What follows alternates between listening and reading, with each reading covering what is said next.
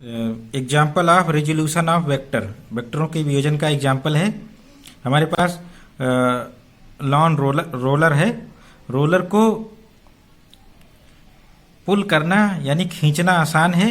ये पुल करने का है, हम इस पर फोर्स लगा रहे हैं, ये आगे बढ़ जा रहा है।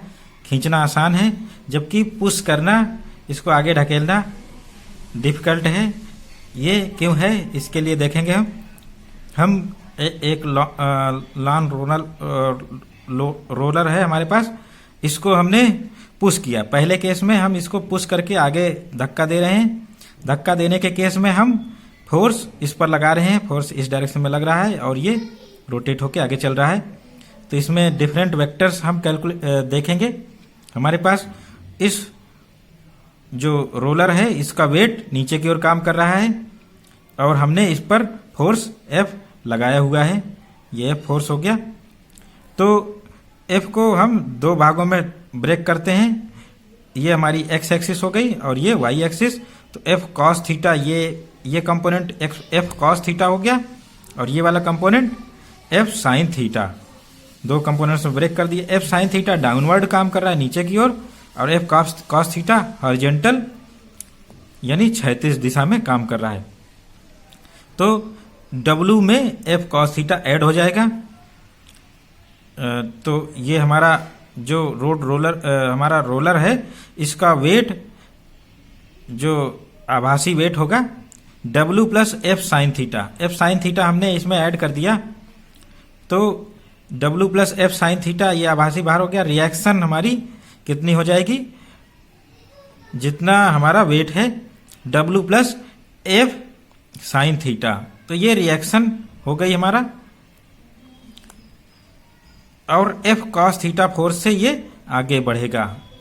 तो इस तरह से हमारा जो रोलर है वो काफ़ी भारी लगेगा, हैवी लगेगा, भारी लगेगा, क्योंकि इसका भार जो हमारा अपरेंट वेट है यानी आभासी भार वो बढ़ गया है।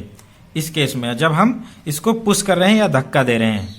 दूसरे केस में जब इसको हम पुल कर रहे हैं, फोर्स हम इस डायरेक्शन में लगा रहे हैं। F cos थीटा हमारा x एक्सिस ये हो गई, हॉरिजॉन्टल डायरेक्शन क्षैतिज दिशा में F cos थीटा हो गया। F sin थीटा ऊपर की ओर हो गया वर्टिकल, और ये W में से माइनस हो जाएगा।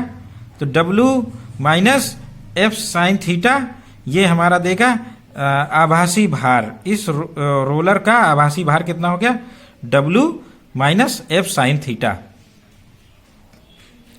तो ये भार हो गया हमारा W minus F sine theta. तो इतनी रिएक्शन काम करेगी W minus F sine theta. चूंकि रोलर का जो अपरेंट वेट है या आभासी भार है वो कम हो गया, तो रोलर को आगे की ओर ले जाना आसान हो गया।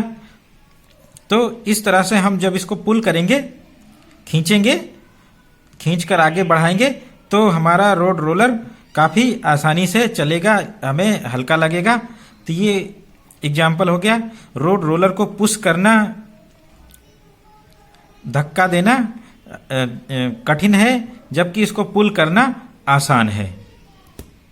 यानी खींचना रोलर को आसान है क्योंकि अपरेंट वेट घट गया, क्योंकि F sine theta vertical upward काम कर रहा था, इसलिए अपरेंट वेट घट गया। यहाँ पर जब हम धक्का दे रहे थे इसको, तो ये F साइन थीटा डाउनवर्ड काम कर रहा था, अपरेंट वेट बढ़ गया था। इस कारण से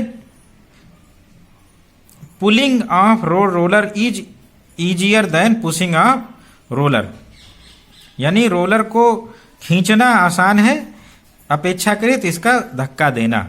ये रीजन इसके पीछे है कि जब भी हम रोलर को खींचते हैं तो आसान लगता है, इसमें कम फोर्स की आवश्यकता होती है।